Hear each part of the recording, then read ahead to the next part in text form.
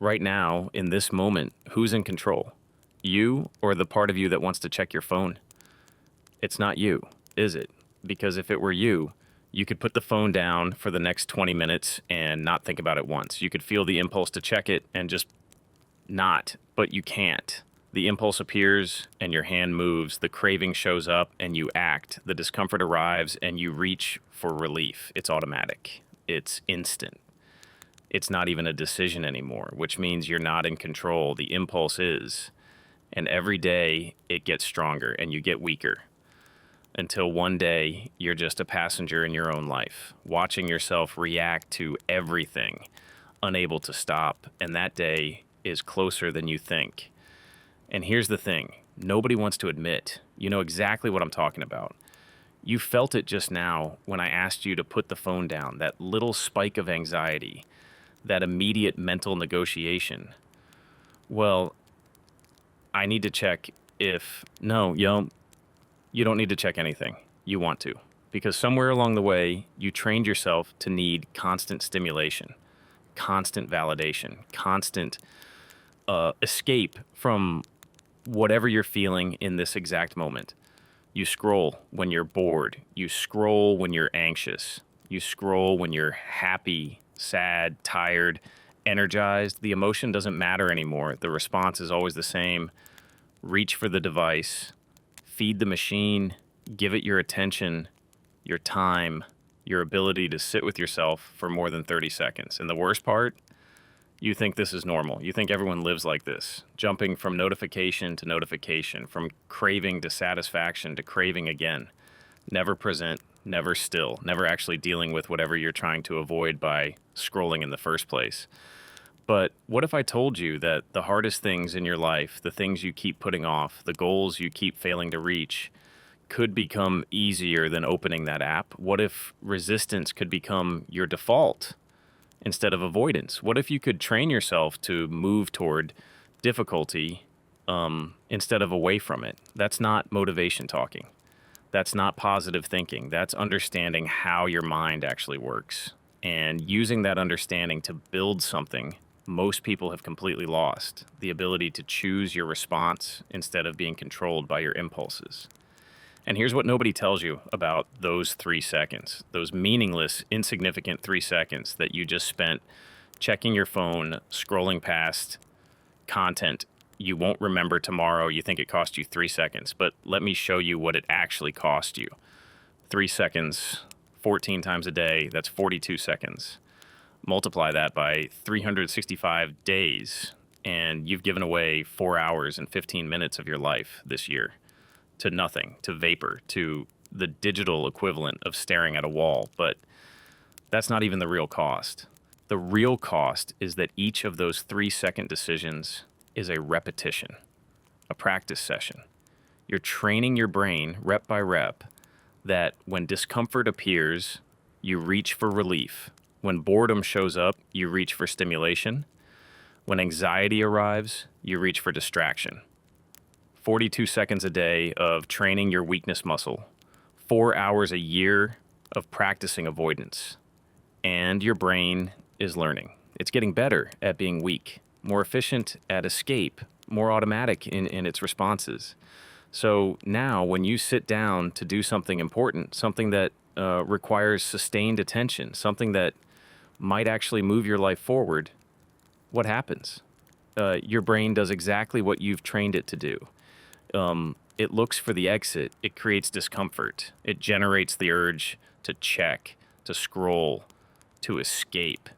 And you wonder why you can't focus for 20 minutes on the thing you say you want most. You've spent 4 years practicing distraction and 20 minutes trying to practice focus. Which muscle do you think is stronger? But here's where it gets worse, because it's not just about attention. Every time you reach for that device when you feel uncomfortable, you're making a statement about who you are. You're declaring to yourself that you can't handle this moment without help, that you need external validation, external stimulation, external relief from your own mind. You're programming yourself to be weak, and weakness compounds. Today, you can't sit with boredom for 3 seconds. Next month, you can't sit with anxiety for 30 seconds. Next year, you can't sit with any difficult emotion at all without immediately medicating it with content, with food, with shopping, with whatever drug of choice your particular weakness craves. The 3 seconds becomes 3 minutes. The 3 minutes becomes 3 hours. Until your entire life is just a series of escapes from whatever you're feeling in the present moment. You want to know why you can't do hard things because you've trained yourself thousands of times that discomfort means stop, that resistance means quit, that any internal friction is a problem to be solved by looking away. So when you try to build something, to create something, to stick with something that matters, the moment it gets uncomfortable, your trained response kicks in. Reach for relief, find the exit, avoid the feeling. And the hardest things in life, the things that actually change everything, require you to sit with discomfort, to stay present with difficulty, to keep going when every cell in your body wants to quit. But here's the thing, and here's what nobody tells you about this whole game. That strength you once had, I'm asking you to remember it for a moment. Not the fantasy version, the real one. You used to be able to sit in a waiting room without pulling out your phone. You used to finish books. You used to have conversations without checking notifications mid-sentence. You used to be bored sometimes and you were okay with it. That wasn't discipline. That wasn't willpower. That was just normal. That was baseline human functioning. The ability to be present with your own mind for more than 60 seconds without needing external input. And I see what you're thinking. You're thinking the world changed, the technology got more addictive, the algorithms got smarter, the notifications got more persuasive, the apps got better at hijacking your attention. You're wrong. The world did change, but that's not why you can't focus anymore. That's not why you reach for your phone the moment you feel uncomfortable. That's not why you can't sit with difficult emotions for more than 3 seconds before medicating them with content. The reason you can't do hard things isn't because hard things got harder. It's because you got weaker. And you got weaker because every single day, multiple times a day, you practice being weak. You practice choosing the easy thing over the right thing. You practice avoiding discomfort instead of moving through it. You practice instant gratification instead of delayed reward. You practice distraction instead of attention. And now you want to know why you can't stick to your goals, why you can't build the business, why you can't have the difficult conversation, why you can't do the workout when you don't feel like it. It's not a mystery. You trained for the opposite. You spent years building the wrong muscle. And now you're trying to bench press with an atrophied chest and wondering why the bar won't move. But here's what I need you to understand. And here's why I'm talking to you right now instead of someone else. This isn't permanent. This isn't who you are. This is just what you've practiced. And anything you've practiced, you can practice differently. The same mechanism that made you weak can make you strong. The same repetition that built the wrong habits can build the right ones. The same attention that you gave to your phone, you can give to your purpose. But only if you're willing to see this clearly. Only if you stop blaming the algorithm and start training your response. Only if you understand that the problem isn't what you're exposed to. The problem is what you do when you're exposed to it. Because there are people right now in this same world with the same apps, the same notifications, the same algorithmic pressure, who can still choose their response, who can still sit with discomfort, who can still do hard things when they don't feel like it. The difference isn't their environment. The difference is their practice. The same mechanism that made you weak can make you strong. But first, you have to see clearly what actually happened, because what you think broke you isn't what broke you. What you think is the problem isn't the problem. And until you see this clearly, you'll keep fighting the wrong battle. You think the problem is the apps. You think the problem is the algorithm. You think the problem is that technology got too good at grabbing your attention. You think the problem is external. You're wrong. The apps didn't change you. The apps revealed you. They revealed that you never learned how to sit with discomfort. They revealed that you never developed the ability to be present with your own mind. They revealed that you never built the muscle that says no to impulse. The apps aren't the disease. The apps are the symptom. The disease is much older, much deeper, and much more fundamental. The disease is that somewhere along the way, you learned that comfort was the goal, that avoiding discomfort was intelligent, that any internal friction was a problem to be solved immediately. And once you believe that, once you made comfort your North Star, you became a slave to everything uncomfortable, because life is uncomfortable, growth is uncomfortable, building something meaningful is uncomfortable, having difficult conversations is uncomfortable, sticking to your commitments when you don't feel like it is uncomfortable. So if your default response to discomfort is escape, you've made yourself incapable of everything that matters. But here's what I need you to understand. This isn't a moral failing. This isn't about willpower. This isn't about being weak or strong. This is about training. This is about what you've practiced for the last 5 years, maybe 10, maybe your whole adult life. You've practiced one response to internal discomfort: escape, avoid, distract, numb, fix it with something external. You practiced this response when you were bored, so you scrolled. You practiced this response when you were anxious, so you checked your phone. You practiced this response when you were lonely, so you opened the app. You practiced this response when you were restless, so you ordered something you didn't need.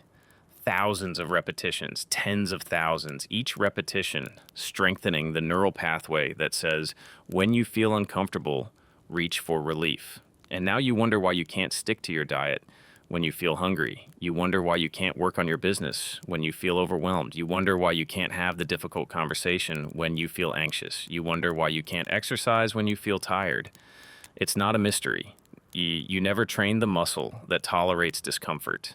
You trained the opposite muscle, the muscle that runs from discomfort. And that muscle is now so strong, so automatic, so efficient, that it activates before you even realize you're uncomfortable.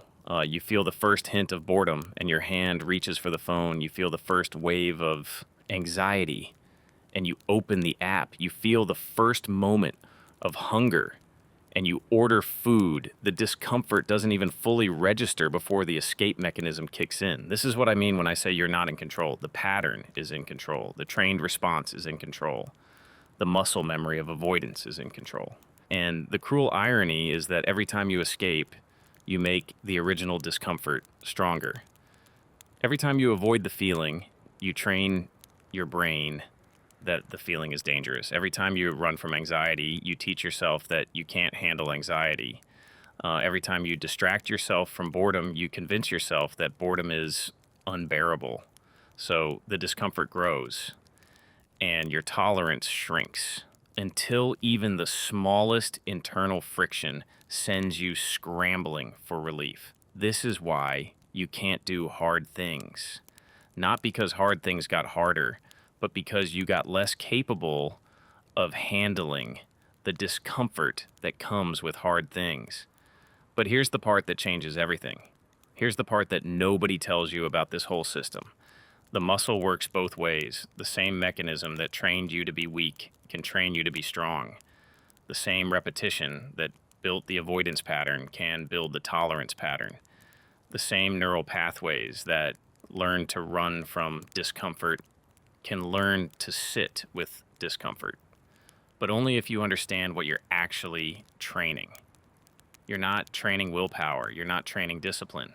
You're not training motivation. Those are outcomes.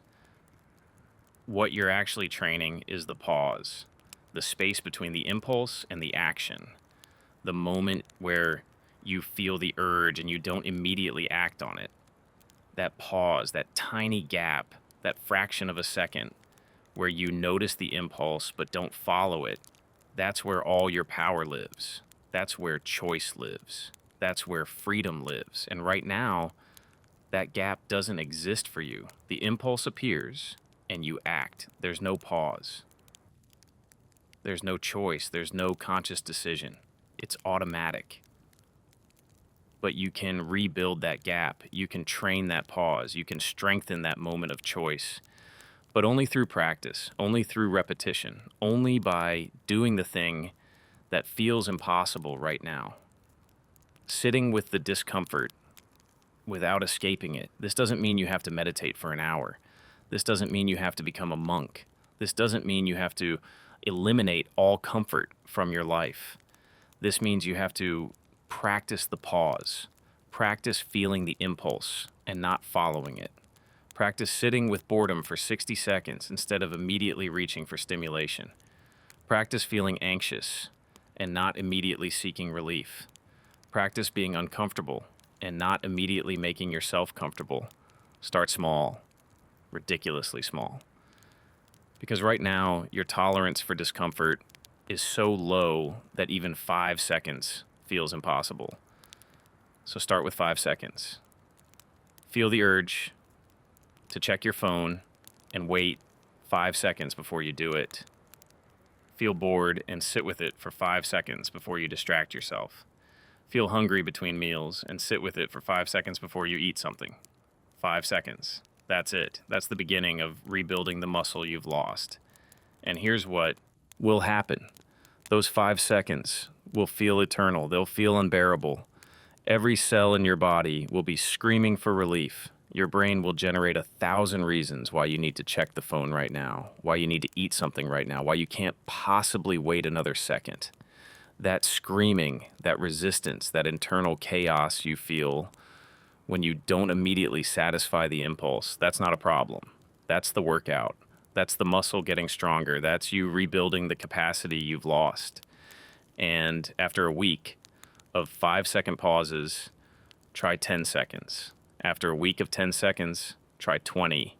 Not because 20 seconds is the goal, but because 20 seconds of voluntary discomfort trains you that you can handle voluntary discomfort.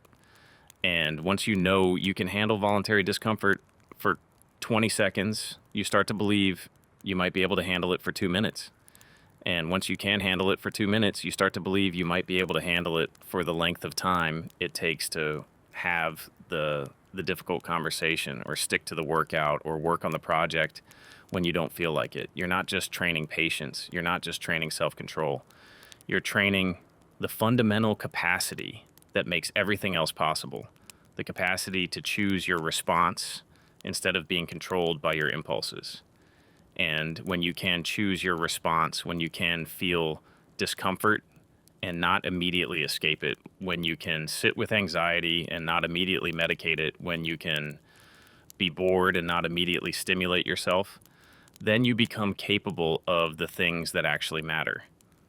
Because everything that matters requires you to act when you don't feel like acting.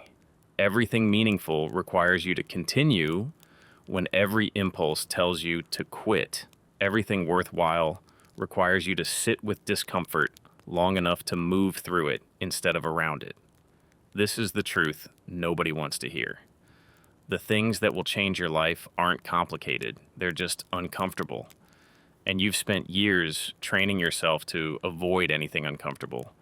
But you can train the opposite. You can rebuild what you've lost. You can become someone who moves toward difficulty instead of away from it. So here's what you do.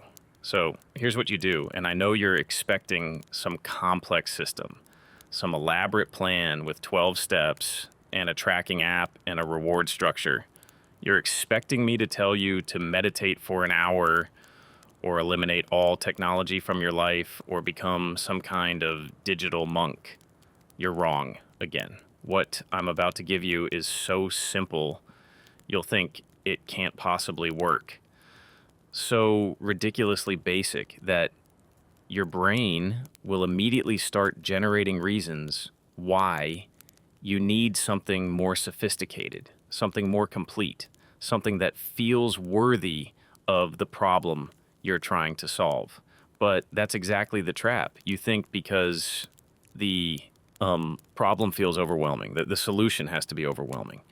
You think because you've failed at complicated systems before, you need an even more complicated system now. You think because other people seem to have their lives together with elaborate morning routines and productivity frameworks, you need something equally elaborate. The truth is simpler and harder than that. The solution isn't complex, it's just uncomfortable. And right now, your tolerance for discomfort is so low that even the simplest solution feels impossible.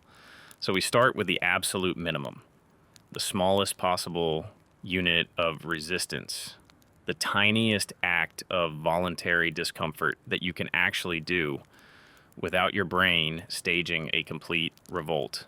Here's what I want you to do. And this is it. This is the entire method. Feel the impulse to check your phone and pause for 10 seconds before you do it.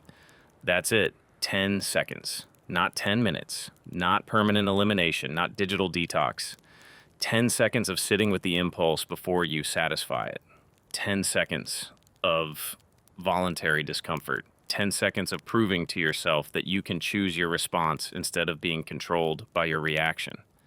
And I know what you're thinking. You're thinking 10 seconds is nothing. You're thinking that's not going to solve anything. You're thinking, I don't understand the depth of your problem, the strength of your addiction, the complexity of your situation. You're missing the point entirely. Those 10 seconds aren't about solving anything. They're about training something. They're about rebuilding the muscle you've lost, the muscle that sits with discomfort, the muscle that chooses response over reaction, the muscle that says, I feel this impulse and I don't have to immediately act on it. Right now, that muscle is so weak, it can't handle even 5 seconds of discomfort. Your tolerance is so low that the moment you feel the urge to check your phone, you check your phone. The gap between impulse and action has collapsed completely. There's no pause. There's no choice. There's no conscious decision. But 10 seconds creates a gap. 10 seconds proves that impulses don't control you. 10 seconds demonstrates that you can feel something and not immediately do something about it. 10 seconds rebuilds the pause that you've lost. And here's what will happen in those 10 seconds. Your brain will lose its mind. It will generate 1,000 reasons why you need to check the phone right now. It will create anxiety about it missing something important. It will make the discomfort feel unbearable. It will convince you that waiting is stupid, pointless, arbitrary. That's not a problem. That's the workout. That chaos you feel, that internal resistance, that screaming voice that says you can't wait another second, that's the weak muscle getting stronger. That's you rebuilding the capacity to choose your response. Start with your phone because that's where the pattern is strongest. That's where you've done the most repetitions of weakness. That's where the automatic response is most automatic. Every time you feel the urge to check it, pause for 10 seconds. Count them if you need to. 1 Mississippi, 2 Mississippi, all the way to 10. Then check it if you still want to. Most of the time, you'll still check it after 10 seconds. That's fine. That's not failure. That's training. You're not trying to eliminate the behavior. You're trying to make the behavior conscious instead of automatic. You're trying to rebuild the gap between impulse and action. You're trying to prove to yourself that you can sit with discomfort for 10 seconds without the world ending. Do this for a week. 1 week of 10-second pauses before checking your phone. And I promise you 2 things. First, it will be harder than you expect. 10 seconds will feel like 10 minutes. Your brain will fight you every single time. Second, by the end of the week, something will have changed. Not everything, not your whole life, but something fundamental. The gap will exist again. The pause will be real again. You'll remember what it feels like to choose your response instead of being controlled by your impulse. Then we expand it. 10 seconds before you eat when you're not actually hungry. 10 seconds before you open the shopping app when you're feeling restless. 10 seconds before you reach for the remote when you're bored. 10 seconds before you refresh your email when you're anxious. Same pattern, same 10 seconds. Same voluntary discomfort. Same rebuilding of the muscle that tolerates discomfort.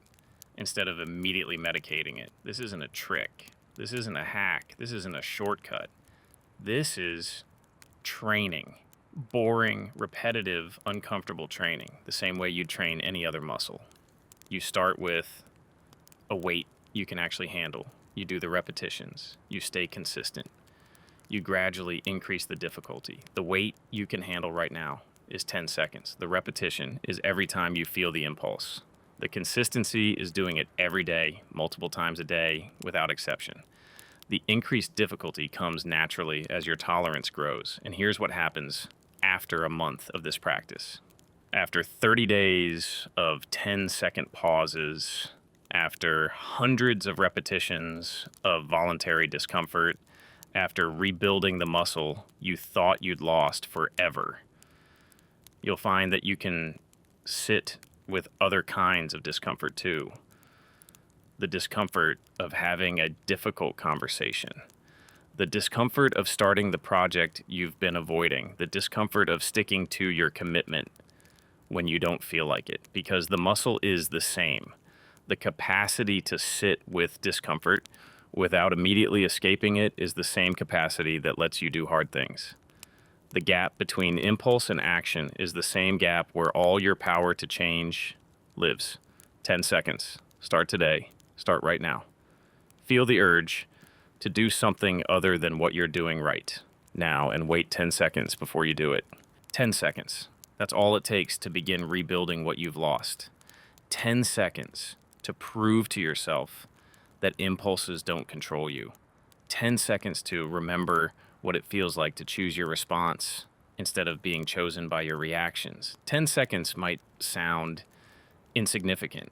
It might sound like nothing compared to the mountain you think you need to climb, but those 10 seconds contain everything. They contain the gap between stimulus and response. They contain the pause where your power lives. They contain the space where freedom becomes possible. I'm not asking you to become someone else. I'm asking you to become who you were before you trained yourself to be weak, before you convinced yourself that comfort was the goal and discomfort was the enemy, before you gave away the capacity that every human being is born with, the capacity to sit with what is without immediately needing to change it. This isn't about phones. This isn't about technology. This isn't about the modern world being too much or too fast or too overwhelming. This is about you remembering something fundamental about what it means to be human, something you never actually lost, something you just stopped practicing. The same mechanism that made you weak can make you strong. The same attention you gave to your weakness, you can give to your strength. The same repetition that built the wrong muscle can build the right one. But only if you start. Only if you stop thinking about it and start doing it. Only if you take those 10 seconds today, right now, the next time you feel the impulse. 10 seconds. That's your practice. That's your power. That's your way back to yourself. Freedom isn't the absence of impulses. Freedom is feeling the impulse and choosing your response anyway.